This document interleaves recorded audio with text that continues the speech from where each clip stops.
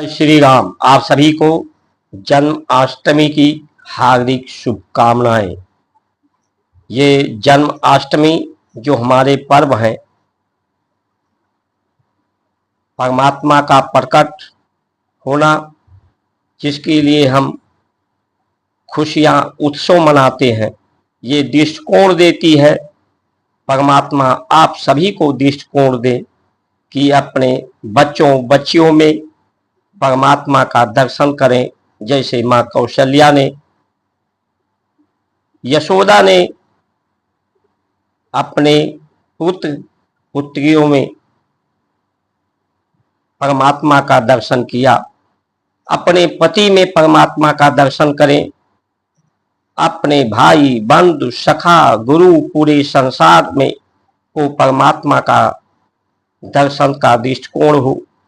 पत्नी नारियों में नारी को देवी के रूप में दर्शन का दृष्टिकोण हो।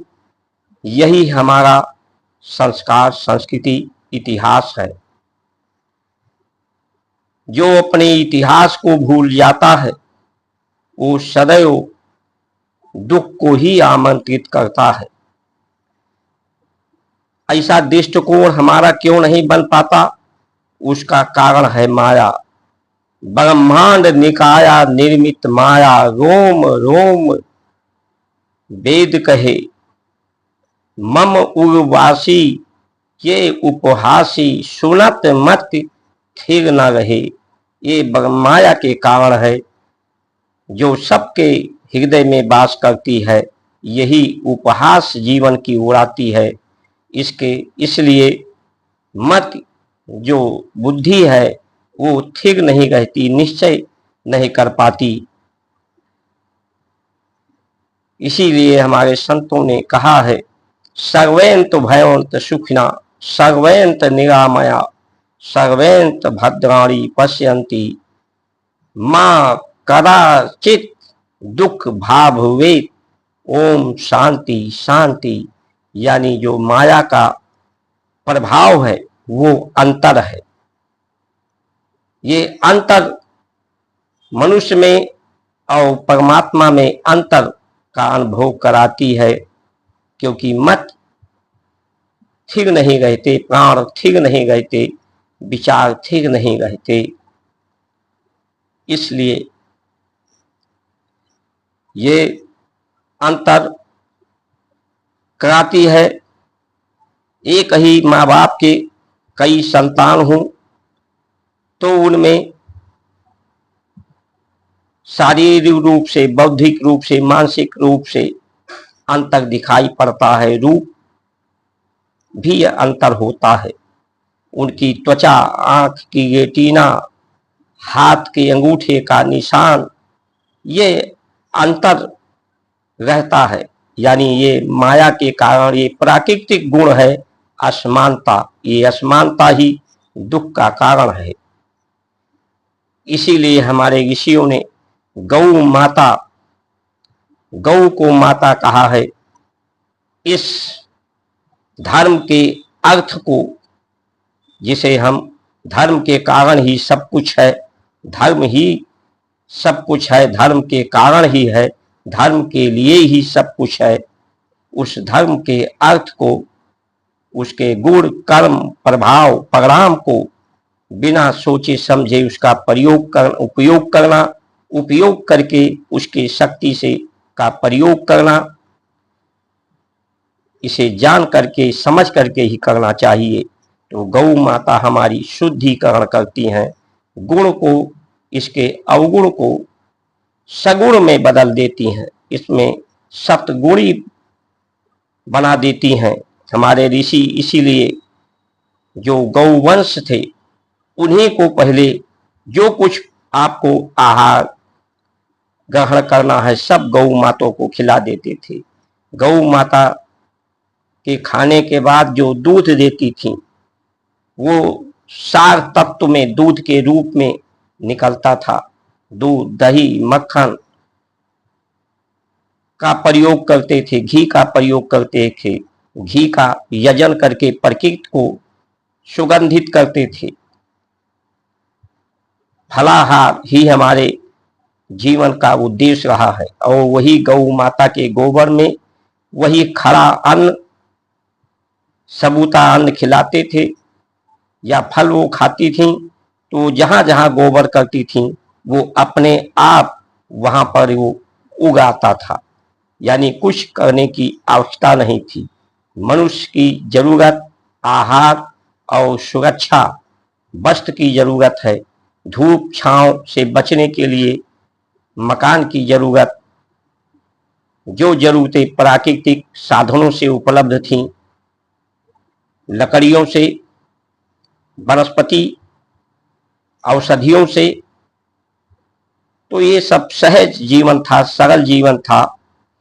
उन्हीं शस्त्र और शास्त्र का ही उपयोग मनुष्य के जीवन में रहा। गंगा, गौ और गीता यही हमारे लिए सदुपयोगी है।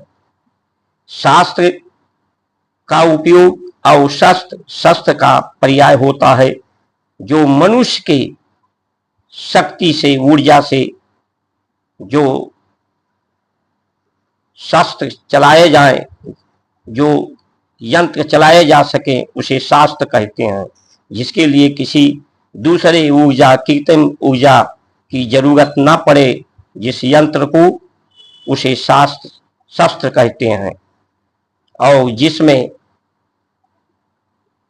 कृत्रिम ऊर्जा का उपयोग करके, जो आज के समय में कृत्रिम ऊर्जा का उपयोग करके यंत्र हैं, इस यंत्रों के अंधाधुंध प्रयोग से प्रकृति बीमार हो रही है। मनुष्य ज्यादा से ज्यादा कुछ पाने के चक्कर में अपने स्वास्थ्य को खराब कर रहा है। प्राण की गति ठीक नहीं है, बुद्धि ठीक नहीं है, असामान्य गति प्राण की होती है। ईश्वर, ये जो स्वर चल रहा है, श्वासा चल रही है, श्वासा चलने से स्वर निकलता है, यही ईश्वर है। जब यही व्यक्ति व्रत का पर्याय ही यही है, जब व्रत करता है, अन्न छोड़ता है, तो धीरे धीरे लंबे अभ्यास पर पानी पीकर रहता है, और लंबा अभ्यास होता है तो पानी भी छूट जाता है, पीने की इच्छा नहीं, और लंबा अभ्यास होता है तो ये श्वासा भी नकनों से नहीं चलती, स्वर भी नहीं निकलता, सब कुछ अंदर शांति हो जाती है। तब परमात्मा का दर्शन होता है और वो समाधि की स्थिति में विश्राम करता है। जब तक चाहे 1000 वर्ष, 2000 वर्ष व्यक्ति जीवित रह सकता है। वो प्राण, वो ऊर्जा उसके त्वचा से शोषित होने लगती है। ये हमारे संस्कार, संस्कृति महान है कि बिना ये शरीर ही साधन आपके लिए है। इस शरीर रूपी साधन से आप,